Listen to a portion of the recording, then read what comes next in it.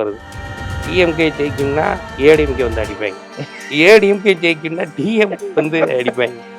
இது இல்லாம நம்ம தாவேக்கான்னு சொல்லிட்டோன்னு வைங்க, அது இன்னும் அது 2 பேர் சேர்ந்து மட்டும் இல்ல, உலகமே சேர்ந்து அடிக்கிற அளவுக்கு இன்னைக்கு அது ஒரு இதா போயிட்டு இருக்கு. சண்டைக்கு காரணம் வந்து செவ்வாய் தான். செவ்வாய் ஒரு ஆக்ரோஷமான ஒரு இது. அப்ப அதனோட உங்களுக்கு வந்து இந்த ராகு அப்படிங்கிற கிரகம் சேர்ந்ததுன்னு வைங்க, அப்பதான் வந்து இந்த மாதிரியான போர் பதற்றங்கள், நாட்டுக்கு நாடு சண்டை கட்டுறது, இது மாதிரியான சூழ்நிலைகள் எல்லாமே ஏற்படும். ஸோ திருக்கணிதப்படி பார்த்தீங்கன்னா போன வருஷமே சனி பயிற்சி ஆயிடுச்சு. இப்போ நமக்கு மக்களுக்கு வந்து இதுவே குழப்பம். அதாவது ஒரு படத்துல தப்பு பெருசா தவுள் பெருசா அடிச்சு பார்த்தா தான் யார் தெரியுன்ட்டு சண்டை போடுவாங்க பார்த்தீங்களா, அதே மாதிரியே இதுலயே வந்து ஆக்கிய பஞ்சாங்கம் பின்பற்றுறதா திருக்கணிதம் பின்பற்றுறதா அப்படிங்கிற ஒரு குளறுபடியான நிலை வந்து இருக்கக்கூடியதுதான். எடுத்துட்டோம்னா அது ஒரு ராசி. அது சில நேரங்கள்ல வந்து 2 ராசிலையுமே வரும். அதை நம்ம வந்து சரியா கணிக்கணும், சரியா இது பண்ணணும். இப்போ ரிஷப ராசிலையும் வரும், அது மிதுனத்துலயும் வரும். சென்னை. ஆமா. ஆன்மீக வேர்ல்டு அன்பர்களுக்கு வணக்கம். நான் விஜய் ஹரிஹரசுதன். இன்னைக்கு நம்ம கூட இருக்கிறது யாருன்னு பாத்தீங்கன்னா, நேர்மறை சிந்தனையாளர் நர்பவி நம்பிராஜன் அவர்கள் தான் இருக்காங்க. நர்பவி சார். நற்பவி வணக்கம். வணக்கம் சார். சார், இப்ப பாத்தீங்கன்னா இந்த வருஷம் ஆரம்பிச்சு ஒரு 3 மாசம் கூட ஆகல. ஏற்கனவே உக்ரைனுக்கும் ரஷ்யாவுக்கும் போர் ஒரு கடந்த சில ஆண்டுகளா நடந்துகிட்டு இருக்கு. அந்த வரிசையில பார்க்கும்போது இப்ப ஈரானை வந்து இஸ்ரேலும் அமெரிக்காவும் தாக்கிட்டு இருக்கு. ஒரு போர் பதற்றமாவே இருக்கே சார் இந்த உலகம் முழுவதும். அது எதனால? எந்த கிரகங்கள் இந்த வேலையை பார்க்குது? அதான் சரி. இல்ல, பொதுவாவே சண்டை அப்படின்னு சொல்லப்படக்கூடியது அடிதடி, இந்த மாதிரி குண்டு புளிகிறது, வெடிகுண்டு வெடிக்கிறது, அப்புறமா வந்து துப்பாக்கி சூடு, இது மாதிரியான பட்டாசு வெடித்தல், அது மாதிரியான இது எல்லாத்துக்குமே காரணம் இந்த செவ்வாய் சனி அப்படிங்கிற கிரகங்கள் தான். சண்டைக்கு காரணம் வந்து செவ்வாய் தான். செவ்வாய் ஒரு ஆக்ரோஷமான ஒரு இது. அப்போ அதனோட உங்களுக்கு வந்து இந்த ராகு அப்படிங்கிற கிரகம் சேர்ந்ததுன்னு வைங்க, அப்பதான் வந்து இந்த மாதிரியான போர் பதற்றங்கள், நாட்டுக்கு நாடு சண்டை கட்டுறது, இது மாதிரியான சூழ்நிலைகள் எல்லாமே ஏற்படும். ஸோ ஒரு உலக அளவில் ஒரு தலைவரை வந்து போட்டு தள்ளக்கூடியது, அது மாதிரியானது சம்பவங்கள் நடக்கிறது எப்படி அப்படின்னா, அரசியல்வாதிகள், தலைவர்கள், லீடர்ஷிப் அப்படிங்கிறது எல்லாமே சூரியன் தான். அதுக்கு அடுத்த கேடரில் இருக்கிறவங்க தளபதி, சேனாதிபதி, இப்படியான இந்த காவல்துறை, இராணுவம், இப்படி பாதுகாப்பை குறிக்கக்கூடிய இதெல்லாம் வந்து செவ்வாயை குறிக்கும். இப்போ சமீபத்தில் வந்து இந்த 6 கிரகங்கள் வந்து கும்பராசியில் சேர்ந்துச்சு. சூரியன், செவ்வாய், ராகு, புதன், சுக்கிரன், அப்படியே வந்து அதோட இந்த மாந்திங்கிற கிரகம் தான் மரணத்தை குறிக்கக்கூடிய ஒன்று. பொதுவாக வாக்கியப்படி ஒரு சனி பயிற்சின்னு ஒன்று கோயில்களில் இது பண்ணக்கூடியது வாக்கியப்படி தான் ஃபாலோ பண்ணுவாங்க. திருக்கணிதம் அப்படிங்கிறது திருத்தி அமைக்கப்பட்ட ஒன்று. இந்த காலகட்டத்தில் நம்ம இதுலேயே வந்து பார்த்தீங்கன்னா சவுத்து பெல்ட்லலாம் வாக்கிய பஞ்சாங்கம் ஃபாலோ பண்ணுவாங்க. இந்த திருச்சிக்கு அந்த பட்சம் தான் வாக்கிய பஞ்சாங்கம் ஃபாலோ பண்ணுவாங்க. ஒருத்தரோட ஜாதகத்துக்கு கணிக்கிறதுக்கு. திருச்சிக்கு இந்த பக்கம் அப்படின்னு பார்க்கும்போது திருக்கணிதத்தை ஃபாலோ பண்ணுவாங்க. மெயினாக வந்து நிறைய ஜோதிடர்கள் இப்போ பின்பற்றக்கூடியது திருக்கணித பஞ்சாங்கம் தான். ஸோ திருக்கணிதப்படி பார்த்தீங்கன்னா போன வருஷமே சனி பயிற்சி ஆயிடுச்சு. இப்போ நமக்கு மக்களுக்கு வந்து இதுவே குழப்பம். அதாவது ஒரு படத்துல தப்பு பெருசா தவுள் பெருசா அடிச்சு பார்த்தா தான் யார் தெரியுன்ட்டு சண்டை போடுவாங்க பார்த்தீங்களா, அதே மாதிரியே இதுலயே வந்து ஆக்கிய பஞ்சாங்கம் பின்பற்றுறதா திருக்கணிதம் பின்பற்றுறதா அப்படிங்கிற ஒரு குளறுபடியான நிலை வந்து இருக்கக்கூடியது தான். ஏன்னா ஒரு பீரியட் ஆஃப் பீப்புள் ஜோதிடர்களே இன்னைக்கும் வாக்கிய பஞ்சாங்கத்தை ஃபாலோ பண்ணக்கூடியவர்களாகத்தான் இருக்கிறாங்க. ஒரு சில பேர், அதாவது நம்ம ஒரு 10 வருஷத்துல இருந்து பார்த்தீங்க அப்படின்னா இந்த திருக்கணிதத்தை பின்பற்றக்கூடியவர்களாக தான் இருக்காங்க. ஸோ எதுவுமே வந்து அனுபவத்தில் தான் நம்ம பார்க்கணும். இப்போ வந்து சனி பயிற்சி பலன்கள், குரு பயிற்சி பலன்கள், ராகுகேது பயிற்சி பலன்கள், வருட பலன்கள், மாத பலன்கள், வார வார ப- பலன்கள், தின தின பலன்கள். பலன்கள். இன்னும் இப்போ பாத்தீங்கன்னா 1 மணி நேரத்துக்கு ஒரு பலன்களும் அடுத்து சொல்ல வந்துரும் போல. ஆரம்பிச்சிருவாங்க. ஏன்னா மக்களுக்கு வந்து பொதுவா இந்த என்ன சொல்றது அப்படின்னா, இந்த ராசி பலன்களே வந்து எந்த அளவுக்கு உங்களுக்கு ஒர்க் அவுட் ஆகுங்கிறது அவங்கவங்க ஜனன ஜாதகம் தான் மெயின். ஓகே. இப்ப மேஷராசி கல்யாணம் நடக்கும்னா, மேஷராசியில ஒரு 140 கோடி பேர் இருக்காங்கன்னு வைங்க. உலக அளவுலயே இல்ல இந்தியாவிலேயே அப்படின்னு நம்ம எடுத்துக்கிட்டோம்னாலே, அதுல ஒரு செட் ஆஃப் பீப்பிள் இருப்பாங்கல்ல. 12 ராசியுமே அத பிரிச்சோம்னா, உலக அளவுல ஒவ்வொன்லயும் ஒவ்வொரு அ இது இருக்கும். எல்லாருக்குமே கல்யாணம் நடக்குதா? எல்லாருமே வீடு கட்டிடுறாங்களா? எல்லாருமே நான் என்ன சொல்றது? வேறு வேறு விதமா இதாயிட்டு இருக்காங்களா? அப்படி கிடையவே கிடையாது. ம்.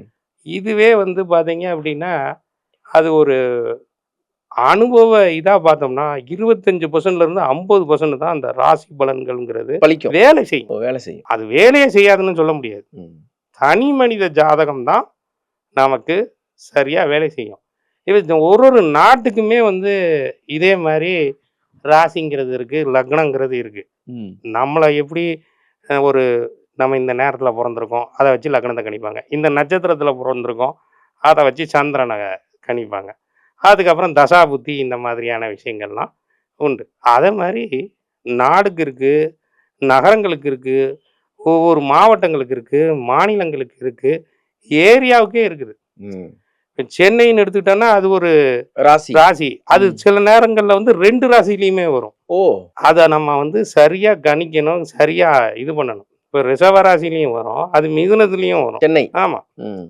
ஏன் ரிஷப ராசி சென்னைய குறிக்குது அப்படின்னா, இந்த நிகழ்வுகள் அப்படிங்கிற ஒண்ணு இருக்கு. இப்போ எப்படி வந்து நம்மளுக்கு நாம எப்ப பொறந்தோமோ, அத வச்சு இது பண்றாங்க.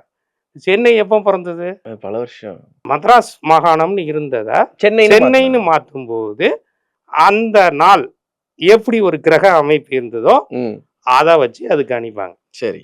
இன்னொன்னு அங்க நடக்கக்கூடிய மிக முக்கியமான நிகழ்வுகள். ம். இப்ப சென்னையில இருக்கிறதுலயே மிக முக்கியமான நிகழ்வுன்னு பார்த்தீங்கன்னா, 63 நாயன்மார்கள் இது மயிலாப்பூர்ல நடக்கும். ம். இதுதான் சென்னையோட மிக முக்கியமான ஒரு திருவிழா மாதிரியான இது. ஓ! சென்னைக்கே ஒரு ஒரு திருவிழா. அங்கீகாரமான ஒரு விஷயம். ம். இது நெறைய பேருக்கே தெரியாது. ம். அது நடக்கக்கூடியது பெரிய அளவு அது பிரம்மாண்டமா இருக்கும். வேற எந்த ஊர்லயுமே அந்த அந்த நிகழ்வு அந்த கிடையாது. நிகழ்வு இருக்கு. ஆ. பட் இத மாரி ஒரு கொண்டாட்டமான இதே இருக்காது. அப்ப இத மாதிரி ஒவ்வொரு இதுக்குமே வந்து அவங்க வந்து இந்த மாதிரியான இத வந்து ஜாலஜிக்கல் இது அப்படின்னு சொல்லுவாங்க. முண்டேன் அஸ்ட்ராலஜி, வெஸ்டர்ன் அஸ்ட்ராலஜி, மேதினி ஜோதிடம் அப்படின்னு சொல்லப்படக்கூடியது இந்த உலகியல் ஜோதிடம். ம். அதாவது உலகத்துல வந்து என்ன மாதிரியான விஷயங்கள் நடக்கும்? நாட்டுக்கு நாடு என்ன மாதிரியான இது நடக்கும்? பூகம்பம் எப்போ வரும்? சுனாமி எப்போ வரும்? வெள்ளம் எப்போ வரும்? இல்ல பஞ்சம் எப்போ வரும்? ஒரு நாட்டுக்கும் இன்னொரு நாட்டுக்கும் எப்ப சண்டை வரும்? எதனால இவனுங்க வந்து எப்பவுமே சண்டை போட்டுக்கிட்டு இருக்கிறவங்க இருக்க தான் செய்வாங்க. வருஷம் ஃபுல்லாவே சண்டை போடக்கூடியவர்கள் இருக்க தான் செய்றாங்க. ம். பாலஸ்தீன், இஸ்ரேலு ம். இந்த மாதிரியான இதெல்லாம். இப்ப இந்த ஈரான் க்கும் இஸ்ரேலுக்கும் இதானதற்கு அதுவும் இந்த கிரக நிகழ்வுக்கும் மிக முக்கியமான ஒன்று. ம். இத பத்தி நம்மளே வந்து நான் பொதுவாவே உலகில் ஜோதிடம் வந்து முகநூல்ல நெறைய நெறைய பதிவு சொல்றது போடுவீங்க. உண்டு. நானே பார்த்துருக்கேன். அது ஒரு நிகழ்வும் நடந்ததுக்கு அப்புறம் அத எடுத்து இது பண்றது உண்டு. பொதுவா நான் வந்து ஓப்பன் ஸ்டேட்மெண்ட்ங்கிறத முடிஞ்ச அளவுக்கு இப்ப நம்ம இதுலலாம் நம்ம சொல்ல முடியாது. ம். இப்ப உதாரணத்துக்கு நாம வந்து இப்ப அரசியல் எலக்ஷன் வருது. டிஎம்கே ஜெயிக்கும்னா ஏடிஎம்கே வந்து அடிப்பாய்ங்க. ஏடிஎம்கே ஜெயிக்கும்னா டிஎம்கே வந்து அடிப்பாய்ங்க. இது இல்லாம நம்ம தாவேக்கான்னு சொல்லிட்டோன்னு வைங்க. அது இன்னும் அது 2 பேரும் சேர்ந்து மட்டும் இல்ல. உலகமே சேர்ந்து அடிக்கிற அளவுக்கு இன்னைக்கு அது ஒரு இதா போயிட்டு இருக்குது. ஓகே. ஸோ அதே மாதிரி இன்னொரு விஷயம் இருக்கு. நம்ம சொல்லிட்டு நடக்கலன்னு வைங்க. அவ்வளோதான். நமக்கு வர 4, 5 பேரு கூட வரவே மாட்டாங்க. அது பாதையே இந்த உலகில் ஜோதிடம் சார்ந்த விஷயங்கள சொல்றதுக்கு நெறைய பேர் வந்து முன்னெடுத்து செய்ய மாட்டாங்க. இத சொல்றதுனால என்ன ஒரு ஜோசியருக்கு என்ன கிடைக்க போகுது?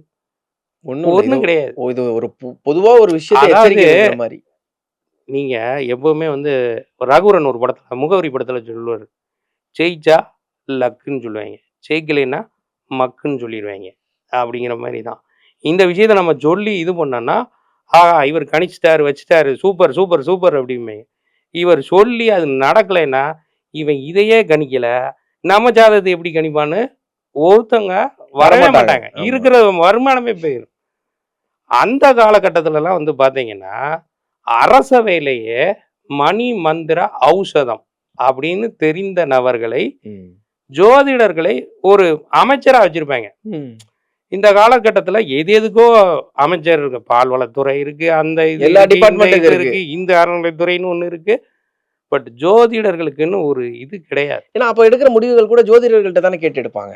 ஒரு நாட்டு மேல நம்ம படையெடுக்கிறதா இருந்தாலும் சரி, ஒரு நாட்டுக்கு ஒரு ஆபத்து வர போறதா இருந்தாலும் சரி, அதை முன்கூட்டியே தெரிவிக்க வேண்டியது அவங்க கடமை. சொல்லலைன்னா என்ன பண்ணுவாங்க, தலையை எடுத்துருவாங்க. அதனாலயே அதுக்கு சரியான நபரை தான் வச்சிருப்பாங்க. தப்பா சொன்னாலும் பிரச்சனை தான்.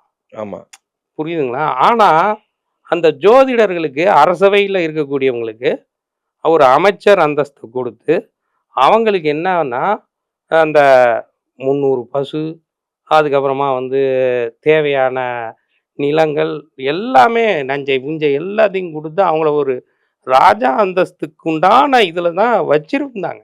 ஓகே, அது பாரம்பரியமா இருந்தது. எல்லா மன்னர்கள் காலத்திலையுமே வந்து ஒரு ஜோதிடர்னு ஒருத்தர் இருப்பார். இப்போ கிரகண காலம் வருது அப்படின்னா அது வந்து என்ன கிரகணம் நடக்குது, சூரிய கிரகணம் நடந்தா அது ஒரு இம்பாக்டை கொடுக்கும், சந்திர கிரகணம் நடந்தா அது ஒரு இம்பாக்டை கொடுக்கும். இப்போ சந்திர கிரகணம் வந்து இப்போ நடந்திருக்கு சரிங்களா? இந்த சந்திர கிரகணங்கிறது தமிழ்நாட்டுக்கே ஒரு மிகப்பெரிய இம்பாக்ட் கொடுக்கும், ஒரு மாற்றத்தை ஏற்படுத்துங்கிறீங்க. கண்டிப்பாக நிறைய விஷயங்களை கொடுக்கும். ஓகே, ஏன்னா தமிழ்நாடு வந்து கடகராசி. அது எப்படி தமிழ்நாடு கடகராசின்னு சொல்றோம் அப்படின்னா, கடகம் அப்படின்னா என்ன? நண்டு, நண்டு வடிவம். ஆமா, தமிழர்களுக்கு வேற யாருமே எதிரி கிடையாது. நாம தான் நமக்கு எதிரி. ஒரு படத்துல ரஜினிகாந்தே சொல்லுவாரு, கவாலில சொல்லுவேன், இந்த நண்டு வந்து என்ன பண்ணும், ஒரு நண்டை பிடிச்சி இழுத்து கீழே தள்ளி விட்டுரும். அதே மாதிரிதான் எல்லா இடத்துலயும் தமிழர்களுக்குள்ளேயே அடிச்சுக்குவாங்க. வெவ்வேறு விதமான விஷயங்களை. மலையாளிஸ்ட் இருக்க ஒருத்தருமா கூட தமிழர்கள்ட்ட கிடையாது. மலையாளிஸ்ட் மட்டும் இல்லைங்க, வெவ்வேறு ஸ்டேட்ல இருக்கக்கூடிய இது ஒரு சிங்கு அடிச்சா 100 சிங்கு வந்து கேட்பான். ஒரு தமிழனை வந்து யாராவது அடிச்சா தமிழனும் கூட சேர்ந்து அடிக்கக்கூடிய நிகழ்வுகள் எல்லாமே நடந்திருக்கு. இப்போ நாலா பக்கமும் அடி வாங்கக்கூடிய நபர்கள் யாருன்னு பார்த்தீங்கன்னா நம்ம ஆளுங்க தான், வேற யாரும் கிடையாது. இந்த சைடுல இருந்து இங்க ஒரு பிரச்சனை, கர்நாடகால தண்ணிக்கே அடி வாங்குவேன், இங்க முல்லை பெரியார்ல அடி வாங்குவேன், தெலுங்கு பக்கமும் போக முடியாது. இப்படி எல்லா இடத்துலையும் இதுதான் இருக்கக்கூடியது. ஏன் அப்படின்னா முதல்ல நம்ம ஆட்கள் வந்து சண்டையை விரும்ப மாட்டார்கள். அமைதி பூங்கா அப்படின்னு ஒரு இது வந்து தமிழ்நாட்டுக்கு தான் அந்த பேர். ஏன்னா வந்தாரை வாழ வைக்கும் தமிழகம் சொல்லுவாங்க. இன்னைக்கு வந்து பாருங்க, தமிழ்நாட்டுல நீங்க பழைய இது மாதிரியான இது இருக்கா? இந்த அமைதி பூங்காங்கிறதே கிடையாது, பூங்காவும் கிடையாது, அமைதியும் கிடையாது. இங்க வந்து பார்த்தீங்கன்னா தினசரி பார்த்தீங்கன்னா தினத்தந்தி எடுத்து பார்த்தீங்கன்னாலே தெரியும். மற்ற எந்த இதை விட இப்போ சமீபத்தில் நாங்குநேரியில் ரெட்டை குலை அப்படின்னு சொல்லி ஒரு இது வந்து பாரு, பெண்களுக்கு பாதுகாப்பு இல்லைன்னு சொல்லி ஒரு பக்கம் அது ஒரு சைடு போயிட்டு இருக்கு. இந்த 5 ஆண்டுல பார்த்தீங்கன்னா ஏகப்பட்ட மாதிரியான விஷயங்கள் நடந்துட்டு தான் இருக்குது. காரணம் கிரகங்கள் தான்.